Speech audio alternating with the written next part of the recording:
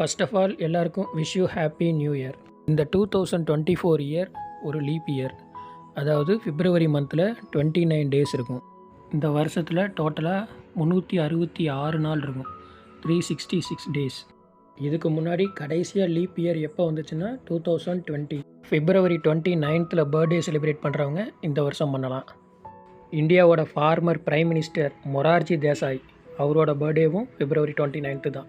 இந்த 2024 நியூ இயரில் இருக்கிற ஒரு இன்ட்ரெஸ்டிங் ஃபேக்ட் என்னென்னா, இது அப்படியே 1996 இயரோட ரிசம்பிளன்ஸ். ஐயோ 1996 கேலண்டரை பார்த்தீங்கன்னாலும் சேம் 2024 கேலண்டர் மாதிரியே தான் இருக்கும்.